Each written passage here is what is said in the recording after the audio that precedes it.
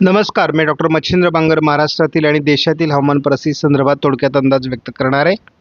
आपण बघतो की उत्तर भारतामध्ये एक WD आहे. नवीन WD अफगाणिस्तान मार्गे येण्याच्या मार्गावर आहे.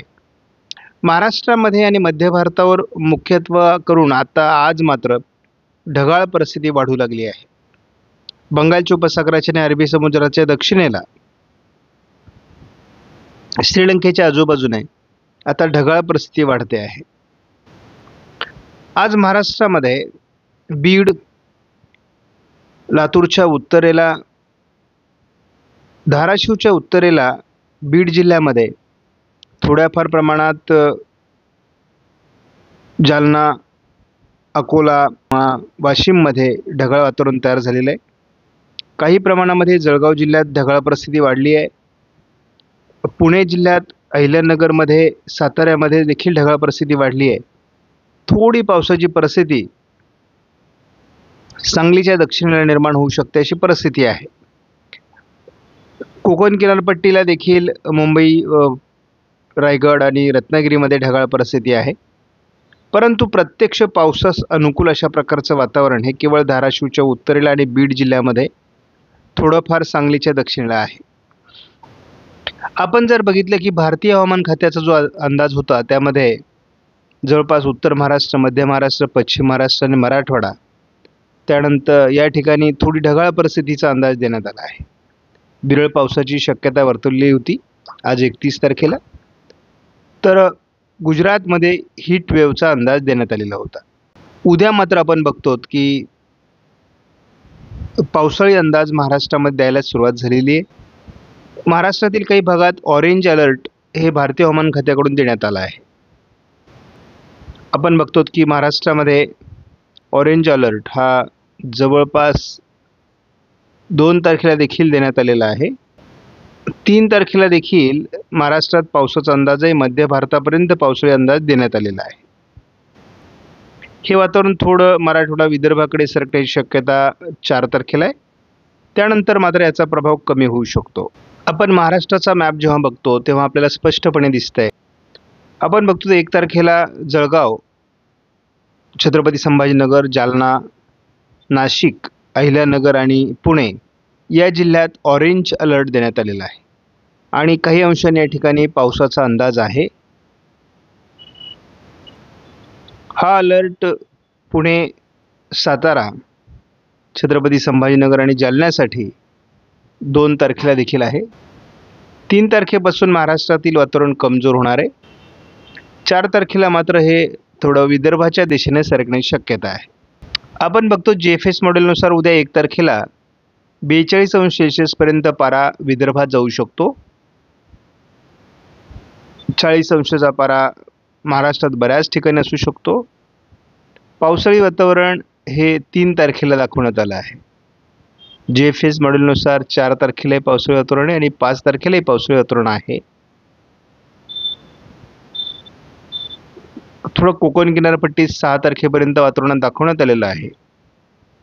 त्यानंतर मात्र पुन्हा एकदा उष्णतेची लाट वाढणार आहे. यामध्ये राजस्थान, गुजरात, महाराष्ट्र असं 42°च्याही पुढे तापमान जाऊ शकतं असं दिसतंय. त्यामुळे उष्णतेची लाट ही 7-8 तारखेला निर्माण होऊ शकते आणि आपण बघतो की जवळपास 44-45° पर्यंत तापमान राजस्थानच्या पश्चिम भागामध्ये जाऊ शकतं. त्यामुळे उष्णतेची लाट आता लवकरच महाराष्ट्रात सक्रिय होईल 7 तारखेनंतर असं स्पष्ट दिसू लागलं आहे. उद्या काही विशेष वातावरण GFSने दाखवलेलं नाही.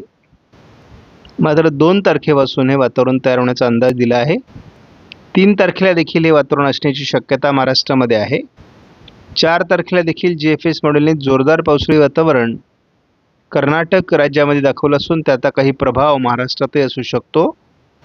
दक्षिण भारतामध्ये पावसाळी वातावरण हे 5 तारखेला देखील असणार आहे. 6 तारखेपर्यंत बंगालच्या उपसागरात एक चक्राकार स्थिती निर्माण होण्याचा अंदाज कायम असला तर ती फार प्रभावी होईल असं वाटत नाही. यावर्षी GFS मॉडेलने सुद्धा महाराष्ट्रात पावसाचा अंदाज दिलेला होता आणि त्यानुसार पाऊस झालेला देखील आहे. ECMW मॉडेलने आपल्याला उद्या महाराष्ट्रामध्ये विरळ पावसाचा अंदाज दाखवला आहे. त्यामुळे ही परिस्थिती निर्माण होऊ शकते. हे पावसाळी प्रमाण थोडं 2 तारखेला वाढण्याचा अंदाज आहे आणि यामध्ये मुख्यत्वे करून अमरावती, अकोला, वाशिम, छत्रपती संभाजीनगर, जालना, अहिल्यानगर, बीड, नाशिक, पुणे, सातारा, सांगली, कोल्हापूर या भागावर त्याचा प्रभाव असण्याची शक्यता आहे. हे वातावरण 3 तारखेलाही असणार आहे. 3 तारखेला थोडं विदर्भाच्या दिशेने ते सरकेल. त्यामुळे परभणी, बीड, नांदेड, वाशिम, हिंगोली, नागपूर या काही भागात याचा प्रभाव असू शकतो. शिवाय थोडं वातावरण दक्षिण कोकणात, रत्नागिरी, सिंधुदुर्गमध्ये असण्याची शक्यता आहे. ECMWF मॉडेलने मात्र महाराष्ट्रातील वातावरण 4 तारखेनंतर कमजोर होण्याचा अंदाज व्यक्त केला आहे. आत्ताच्या अंदाजानुसार आपल्याला नाशिक, पुणे, अहिल्यानगरचा काही भाग, बीड, परभणी, अकोला, नांदेड या काही भागात पावसाचा अंदाज दाखवला आहे. रत्नागिरी, सिंधुदुर्गमध्ये काही, कोल्हापूरच्या भागातही पावसाचा अंदाज दाखवला आहे. प्रत्येक दिवशी या अंदाजात बदल होत गेला. सुरुवातीला अतिशय चांगल्या प्रकारचं पावसाळी वातावरण महाराष्ट्रात दाखवलं गेलं, परंतु त्या प्रमाणात आता तरी वातावरण तयार होईल असं वाटत नाही. परंतु तरी देखील स्थानिक वातावरणासाठी अतिशय पोषक स्थिती महाराष्ट्रामध्ये तयार झालेली आहे. त्यामुळे ठिकठिकाणी पावसाचा अंदाज कायम आहे. आपण सध्याच्या स्थितीत जर बघितलं तर अकोला, अमरावतीच्या काही भागामध्ये सध्या पावसास पूरक वातावरण तयार झालेलं आहे. अहमदनगरच्या आजूबाजूने थोडं वातावरण आहे. म्हणजे एकूणच थोडं पोषक अशा प्रकारची स्थिती महाराष्ट्रात आता बनू लागली आहे आणि हे स्थानिक वातावरण आहे. या वातावरणात उद्या वाढ होण्याची शक्यता आहे. त्यामुळे थोडं जळगाव जिल्ह्यामध्ये उद्या ढगाळ परिस्थिती, विरळ पावसाचं वातावरण, नाशिक जिल्ह्याच्या काही भागात अतिशय तुरळक पावसाळी वातावरण असणार आहे. उद्या थोडा अहिल्यानगर, बीड, पुणे, अकोला, अमरावती, वाशिम या भागामध्ये थोडं ढगाळ परिस्थिती आणि पावसाचं वातावरण तयार होऊ शकतं. आपण रात्री देखील बघू शकतो की थोडं काही ठिकाणी हलक्या सरी महाराष्ट्रामध्ये होऊ शकतात. 2 तारखेला देखील आपण बघतो की नाशिकच्या काही भागामध्ये, पुण्याच्या काही भागामध्ये, साताऱ्याच्या काही भागामध्ये, अहिल्यानगरच्या पश्चिमी भागामध्ये, जळगाव जिल्ह्याच्या काही भागामध्ये विरळ पाऊस होऊ शकतो. थोडं 2 तारखेला नाशिक, मालेगाव ते अहिल्यानगर, पुणे, सातारा, रत्नागिरी, सिंधुदुर्गपर्यंत एक वातावरण तयार होण्याचा अंदाज तयार झाला आहे आणि हा अंदाज पुढे अकोला, अमरावती, अगदी वाशिम, हिंगोली, परभणी, नांदेड, बीडच्या काही पूर्व भागामध्ये, छत्रपती संभाजीनगर ते मालेगावच्या दरम्यान किंवा अहिल्यानगरच्याही काही भागामध्ये हे वातावरण तयार होण्याचा अंदाज आहे. त्यामुळे पावसाळी परिस्थिती 2 तारखेला रात्री देखील असण्याची शक्यता आहे.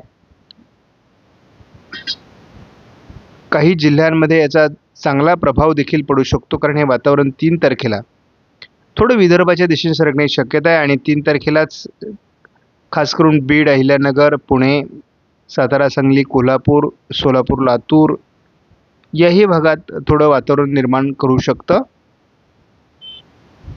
मुख्य पावसाचा जो प्रभाव महाराष्ट्रात निर्माण होणं अपेक्षित आहे तो सध्या तरी तेवढा जोरदार होईल असं वाटत नाही. परंतु स्थानिक वातावरण किती पूरक ठरतं आहे प्रत्येक ठिकाणी त्यावर हा पावसाचा प्रभाव निर्माण होणार आहे आणि साधारणपणे 4 तारखेपर्यंतच हे वातावरण आहे. आता मात्र 5 तारखेपासून हे वातावरण कमजोर होण्याचा अंदाज सर्वच मॉडेल देऊ लागले आहेत. आपणास व्हिडिओमधील माहिती महत्त्वपूर्ण वाटल्यास लाईक करा, शेअर करा, चॅनलला सबस्क्राईब करा. धन्यवाद. जय हिंद, जय महाराष्ट्र, जय बळीराजा.